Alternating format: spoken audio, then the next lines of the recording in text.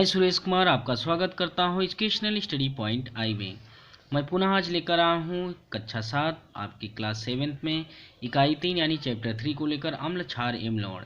इससे पहले हमने एक पहला वीडियो इसको पार्ट 1 पब्लिश कर दिया। आज हम पार्ट 2 की ओर चलते हैं। शेष भाग को आज हम पूरा कंप्लीट कर देंगे पार्ट 2 में। तो इस पूरे वीडियो को अवश्य देखना ताकि विज्ञान में आपको सही समझ विकसित हो सके। विज्ञान से किसी भी कॉम्पिटिटिव एग्जाम में कोई भी प्रश्न पूछे जाएं, आपको सही तरीके से सही पहचान के लिए आवश्यक है इस पूरी सीरीज को अवश्य देखना। आइए चलते हैं पार्ट 2 की ओर। ये आपकी विज्ञान कक्षा 7 की बुक है जिसमें हम चैप्टर 3 पढ़ा रहे थे। पार्ट 1 का हमने पब्लिश कर दिया पार्ट 2 की। तो पार्ट 1 में हमने आपको बताया था कि धातु ऑक्सीजन संयोग करके क्षारीय ऑक्साइड यानी बेसिक ऑक्साइड बनाते हैं। तो आपने यहाँ तक पढ़ लिया है। अगर नहीं हमारे वीडियो को देखा इससे पहले ये वीडियो देख लेना ताकि आपको हमारे चैनल पर जाएंगे तो हमारे चैनल पर आपको एजुकेशनल स्टडी पॉइंट आई पर जाएंगे तो आपको सारे SCRT के सारे वीडियो प्राप्त हो जाएंगे। हर क्लास के उपलब्ध हैं साइंस से संबंधित। आइए चलते हैं अम्ल क्षार एवं पहचान। यानी अम्ल क्षार की पहचान क्या होती है, कैसे पहचान की जाती है, आप भली बात जानते हैं। सूचक यानी इंडिकेटर होते हैं यानी सूचक होते हैं जिनके द्वारा हम पहचान करते हैं। तो आप समझिए अम्ल एवं क्षार की पहचान करने के लिए हम विशेष प्रकार के पदार्थों का उपयोग कर सकते हैं। इन्हें हम सूचक कहते हैं। यानी जो सूचना देते हैं अम्ल क्षार की उसी को हम सूचक या इंडिकेटर कहते हैं। इन सूचकों जब किसी अम्लीय व क्षारीय पदार्थों के लिए मिलाया जाता है तो इनका रंग भी बदल जाता है। जैसे लिटमस पेपर। लिटमस पेपर क्या होता है, अम्ल क्षार की पहचान करता है। हल्दी और गुड़हल की पंखुड़ियाँ ये क्या होती हैं, ये प्राकृतिक पदार्थ होते हैं जो क्या करते हैं, अम्ल क्षार की पहचान करते हैं। इन्हें हम प्राकृतिक सूचक कहते हैं। अम्ल क्षार की पहचान करने के लिए प्रायः लिटमस पेपर का प्रयोग किया जाता है। लिटमस पेपर जो होता है, ये लिटमस पेपर नीले व लाल कागज़ की पट्टियाँ होती हैं और ये उपलब्ध रहती हैं। आप जान चुके हैं कि नीला लिटमस पेपर, यहाँ पर आपको समझना होगा नीला लिटमस पेपर अम्ल में डुबोने पर लाल हो जाता है। यहाँ पर आपको समझना अम्ल क्या करेगा, नीला लिटमस पेपर का जो डुबोएंगे तो क्या हो जाएगा, अम्ल में क्या हो जाएगा, लाल हो जाएगा। यहाँ पर आपको समझना अम्ल में ला पीछे होता है नहीं, ला से लाल यानी लाल हो जाता है।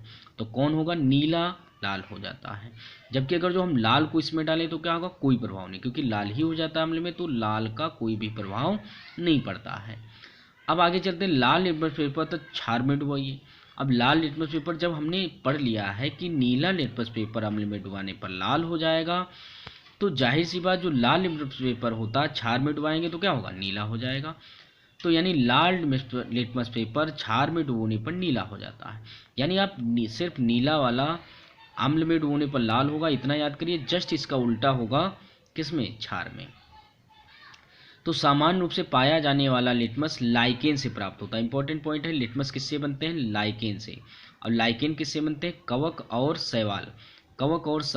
जो कवक और शैवाल होते हैं उसकी सहजीविता से जो है लाइकेन का निर्माण होता है। आगे चलते, गुड़हल की पुष्प की पंखुड़ियों भी सूचक के रूप में प्रयोग करते हैं। गुड़हल के पुष्प का सूचक अम्लीय विलयनों को गहरा गुलाबी, क्षारीय विलयनों को हरा। यानी जो अम्लीय पदार्थ होते हैं उसको गुलाबी कर देता है, जबकि जो क्षारीय पदार्थ होते हैं उसको हरा कर देता है। इसी प्रकार हल्दी का चूर्ण भी क्या होता है, प्राकृतिक सूचक है जो क्षारीय विलयनों को लाल कर देता है। आपने देखा होगा चूना जो होता है, चूने को आप पानी में मिलाते हैं यानी हल्दी में मिलाते हैं तो क्या होता है, ये लाल कर देता है। कुछ और भी जाने। प्रयोगशाला में अम्ल क्षार के परीक्षण के लिए लिटमस पेपर के अतिरिक्त मेथिल ऑरेंज, फिनोप्थिलीन का भी प्रयोग करते हैं। मेथिल ऑरेंज अम्लीय विलयन को लाल तथा क्षारीय विलयन को पीला कर देता है। फिनोप्थिलीन अम्लीय विलयन को रंगहीन व क्षारीय विलयन को गुलाबी कर देता है। ये सारे पॉइंट आप नोट कर लेंगे ताकि आप सही तरीके से सारी चीज़ें आप विज्ञान में किसी भी तरह से आपके प्रश्न पूछे जाए, अगर जो पूरी श्रृंखला को आप देखते हैं, इसके नोट्स बनाते हैं इंपॉर्टेंट फैक्ट्स के, तो आप कोई भी कॉम्पिटिटिव एग्जाम विज्ञान से कोई भी प्रश्न गलत नहीं हो सकता। आगे चलते हैं। अम्ल क्षार व पारस्परिक क्रिया को क्या कहते हैं, उदासीनीकरण। क्योंकि जब अम्ल और क्षार आपस में मिलाए जाते हैं तो अम्ल और क्षार, अम्ल का भी प्रभाव नष्ट हो जाता है, क्षार की भी प्रभाव नष्ट हो जाता है, यानी दोनों क्या होते हैं, उदास हो जाते हैं।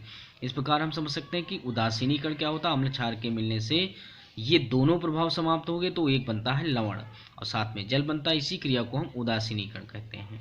तो यहाँ पर आपको समझना है, दो आपको परखने लिए लेनी है।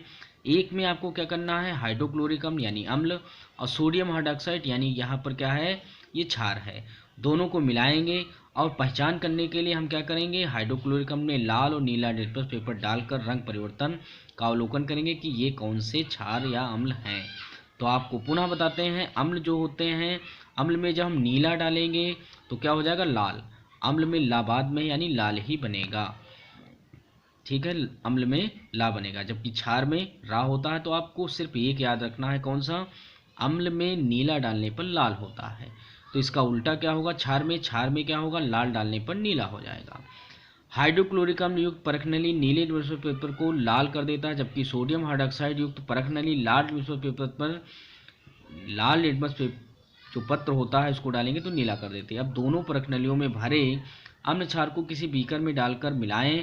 मिलाने के बाद लाल नीला लिटमस पेपर बारी बारी से डालें। रंग परिवर्तन अवलोकन करें। क्या देखते हैं, रंग में कोई परिवर्तन नहीं होता है।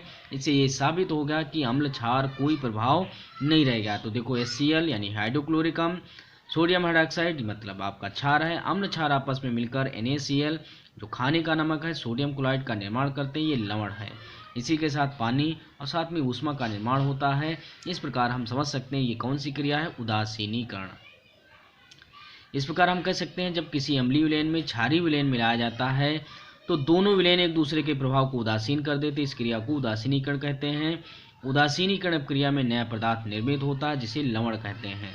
लवण अम्लीय व क्षारीय अथवा उदासीन प्रकृति के हो सकते। उदासीनी प्रक्रिया में जो उदासीनीकरण प्रक्रिया होती है उसमें निर्मुक्त ऊष्मा उदासीनीकरण ऊष्मा कहते हैं। तो यहाँ पर पुनः बताया गया अम्ल और क्षार आपस में मिलकर लवण जल और ऊष्मा का निर्माण करते हैं। अब हम चलते हैं अम्ल को धातु से क्रिया कराते हैं। जो अम्ल होते हैं उनकी धातु से क्रिया करें। धातु मतलब सोडियम पोटेशियम एल्युमिनियम जो भी धातुएं होती हैं उन धातु किसी भी धातु से क्रिया कराइए तो क्या बनता है, तो अम्ल धातुओं से क्रिया करके हाइड्रोजन गैस बनाते हैं। क्या बनाते हैं, हाइड्रोजन गैस बनाते हैं। जैसे सोडियम है, मैग्नीशियम, पोटेशियम, जस्ता आदि क्रियाशील धातुएं जो होती तन अम्ल के साथ क्रिया करके लवण बनाती हैं और साथ में हाइड्रोजन गैस बनाती हैं।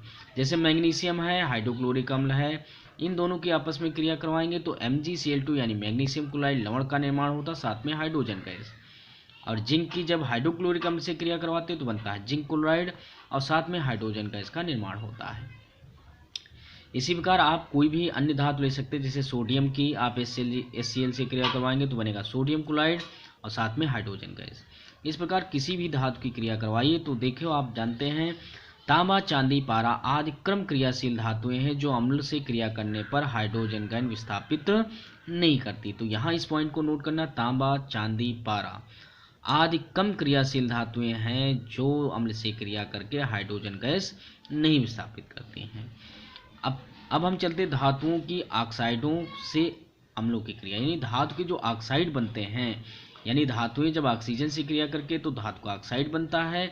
जैसे आप ऑक्साइड कैसे बनता है, जैसे कैल्शियम ऑक्सीजन से क्रिया करती है तो बनता है CaO, तो CaO बनता है, यानी ये बना है आपका कैल्शियम ऑक्साइड।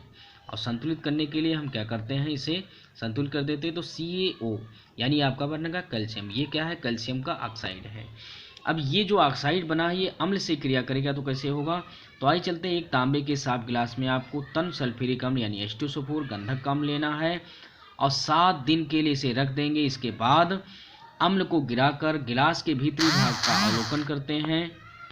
तो जब हम अवलोकन करते हैं तो पाते हैं कि गिलास की भीतरी सतह पर हरे रंग का जो है पदार्थ दिखाई देता है जो अम्ल के डालने से पूर्व गिलास में नहीं था और गिलास की बाहरी सतह में कोई अंतर नहीं पड़ता है। इसी प्रकार हम क्या करें, अन्य धातुएं जैसे एल्युमिनियम है, मैग्नीशियम है आदि जो धातुएं हैं उनको अम्ल जैसे हाइड्रोक्लोरिक अम्ल या नाइट्रिक अम्ल के साथ संपर्क में लाते हैं और यौगिक बनाते हैं, जिस कारण धातु नष्ट होती है, धातु की सतह खुरदरी हो जाती। इसे ही अम्ल का क्षय कारक प्रकृति कहते हैं। क्षय मतलब क्षरण कहते हैं, तो इसे हम धातु का क्षरण कहते हैं। अब आइए देखते हैं वायु में निलंबित अशुद्धियां, कारखानों, वाहनों, वस्तुओं के सड़ने से निकलने वाली गैसें।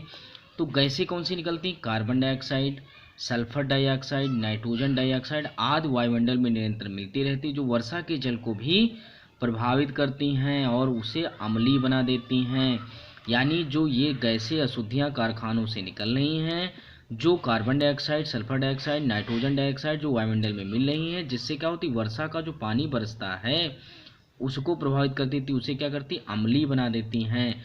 और ये अम्लीय बना देती जिससे अम्ल भी थोड़ी मात्रा होती जो बरसती हैं और इसे ही हम अम्लीय वर्षा कहते हैं। अम्लीय वर्षा जो होती है संगमरमर की बनी इमारतों जैसे मूर्तियों, लोहा, इस्पात आदि का क्षरण कर देती है, यानी उसको हानि पहुंचाती है। तो इस प्रकार हमें जो वायुमंडल प्रदूषित होता है इससे हमें बचना चाहिए। बहुत सारी चीज़ें जो प्रदूषण फैलाती हैं उनका कम से कम प्रयोग करना चाहिए। घरेलू में औद्योगिक क्षेत्र में अम्ल क्षार व लवणों का उपयोग होता है, ये उपयोग को समझते हैं। तो आइए चलते हैं अम्ल क्षार लवणों का उपयोग किस प्रकार होता है, अम्ल क्षार लवणों के उपयोग में जानकारी करते हैं। तो यहाँ पर कुछ चीज़ें लिखी हैं जैसे रासायनिक नाम, व्यापारिक नाम, घरेलू उपयोग और औद्योगिक उपयोग। दोनों समझते हैं। सल्फ्यूरिक अम्ल H2SO4 कहते हैं, इसका सूत्र होता है। गंधक का अम्ल व्यापारिक नाम है। घरेलू उपयोग इसका कोई खास नहीं है, लेकिन औद्योगिक उपयोग में देखा जाए उर्वरक जैसे अमोनियम सल्फेट निर्माण में, बैटरियों के निर्माण में, साथ में रंग, कागज, कपड़े आदि उद्योग में भी इसका किया जाता है।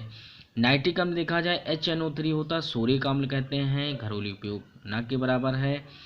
इसे अम्लराज बनाने में अमोनियम अम्लराज क्या होता है, ऐसा अम्ल जो HNO3 और HCl के मिलने से बनता है। इस प्रकार देखा जाए अमोनियम नाइट्रेट जैसे आदि उर्वरक निर्माण में तथा सोने चांदी के शुद्धिकरण में भी नाइट्रिक अम्ल का प्रयोग किया जाता है। नाइट्रिक अम्ल का देखा जाए तो पटाखे में अन्य विस्फोटक जैसे TNT, डायनामाइट, विस्फोट आदि बनाने में भी किया जाता है। तो ये नाइट्रिक अम्ल का उपयोग हो जाएगा। तो इन पॉइंट को नोट कर लेना है। जैसे कि पूछ लिया जाता है कि TNT के बनाने में कौन सा अम्ल प्रयोग किया जाता है, तो आप कहेंगे नाइट्रिक अम्ल। हाइड्रोक्लोरिक अम्ल होता है जो नमक अम्ल कहलाता है। इसे टॉयलेट की सफाई में यानी टॉयलेट में सफाई के लिए जो प्रयोग किया जाता है अम्ल वो कौन सा होता है, हाइड्रोक्लोरिक अम्ल। तो इसको भी कई बार पूछा जाता है शौचालय में प्रयोग किए गए अम्ल को क्या कहते हैं, जिससे सफाई के लिए प्रयोग किया जाता है, तो आप कहेंगे हाइड्रोक्लोरिक अम्ल या नमक का अम्ल। क्लोरीन के निर्माण में किया जाता है, नमक के शोधन में किया जाता है। इसके साथ देखा जाए एसिटिक अम्ल होता है CH3COH जिसे हम सिरका कहते हैं। सिरका जो है अचार बनाने में, दवा के रूप में, और साथ में देखा जाए सेलुलोज एसीटेट यानी फोटो फिल्म के निर्माण में, फोटो फिल्म के निर्माण में होता है। साथ में सफ़ेदा, कई बार प्रश्न पूछा गया, जो सफ़ेदा व्हाइटनर होता है जो कागज़ पर कभी त्रुटि हो जाने पर या गलती या फॉल्ट हो जाने पर किसी शब्द में उसको उस पर व्हाइटनर लगाया जाता है, यानी सफ़ेदा। इस सफ़ेदे में किस प्रकार के अम्ल का प्रयोग होता है, तो एसिटिक अम्ल का प्रयोग किया जाता है। इसके अतिरिक्त किया जाए तो सोडियम हाइड्रॉक्साइड कास्टिक सोडा कहते हैं। घरेलू काम में, बर्तनों की सफाई में और साबुन के निर्माण में कास्टिक सोडा का उपयोग होता है। इस प्रकार ये कुछ उपयोग हैं जो हम औद्योगिक या घरेलू उपयोग में करते हैं। इनको बहुत अच्छे तरीके से आप समझेंगे। इस पूरे वीडियो को आपने देखा है यहाँ तक, और थोड़ा आगे देखना, और साथ में सारे नोट्स बनाएंगे ताकि आपको विज्ञान की सही समझ विकसित हो सके। कोई भी प्रश्न आप विज्ञान से छूट ना सके, हर तरीके से प्रश्नों को आसानी से आप हल करने में सक्षम बन सकें। इसके आगे चलते हैं तो कैल्शियम ऑक्साइड जो होता है कलीदार चूना कहते हैं, यानी चूना होता है, या इसे बिना बुझा हुआ चूना कहते हैं। घरों की पुताई में इसका उपयोग होता है, घरेलू उपचार में भी किया जाता है। साथ में देखा जाए अमोनिया के निर्माण में और आयरन के निष्कर्षण में भी इसका उपयोग किया जाता है। सोडियम क्लोराइड की बात करें तो सोडियम खाने वाला नमक होता है, कॉमन सॉल्ट कहते हैं इसे, और भोजन में नमक के रूप में प्रयोग करते हैं। ORS घोल, जो WRS घोल बनाया जाता है उसमें भी इसका उपयोग किया जाता है घरेलू उपयोग में। और साथ में औद्योगिक उपयोग में क्लोरीन के निर्माण में, साबुन उद्योग में जो है खाने वाले नमक का प्रयोग किया जाता है, साधारण नमक का। सोडियम कार्बोनेट होता है धावन सोडा Na2CO3, और ये कपड़ों की धुलाई में तथा कांच के निर्माण में, जल की कठोरता को दूर करने में धावन सोडा यानी सोडियम कार्बोनेट का उपयोग किया जाता है। सोडियम बाइकार्बोनेट होता है, या फिर इसे हम सोडियम हाइड्रोजन कार्बोनेट भी कहते हैं। इसे हम खाने का सोडा, या इसका नाम है बेकिंग सोडा। तो ये बेकिंग सोडा जो होता है बेकिंग पाउडर बनाने में किया जाता है, पेय पदार्थों के निर्माण में किया जाता है, ब्रेड, केक आदि बनाने में, भोजन बनाने में, यानी इसके बहुत सारे उपयोग। यानी खाने में उपयोग होने वाला सोडा कौन होता है, सोडियम का बाइकार्बोनेट, या इसी को हम बेकिंग सोडा भी कहते हैं। खाने वाले सोडा का दूसरा नाम है बेकिंग सोडा। सोडियम कार्बोनेट, यानी इस बेकिंग सोडा से ही सोडियम कार्बोनेट भी बनता है, और पाचक पदार्थों के निर्माण में भी इसका प्रयोग किया जाता है। और साथ ही जो पेय पदार्थ होते हैं जैसे कोका कोला, पेप्सी आदि में भी इसी का उपयोग कर दिया जाता है, किसका, बेकिंग सोडा का। तो ये इंपॉर्टेंट फैक्ट आपको हमने पार्ट 3 से आपको सारी चीज़ें बताई हैं। इनको आप सब लोग नोट कर लेना ताकि आपको सही तरीके से विज्ञान की समझ विकसित हो सके, और हमारी इस पूरी श्रृंखला को अवश्य देखना ताकि आपको सही समय से विकसित हो सके। विज्ञान से संबंधित कोई भी छोटे छोटे प्रश्न जो आते हैं हर तरीके से सारे प्रश्नों को आसानी से आप लोग हल कर सकें। यहाँ तक वीडियो देखा उसके लिए धन्यवाद। और साथ में हम कहेंगे ज़रूर गुजारिश करें, चैनल को सब्सक्राइब नहीं किया तो सब्सक्राइब कर लें, लाइक शेयर कमेंट करना। धन्यवाद।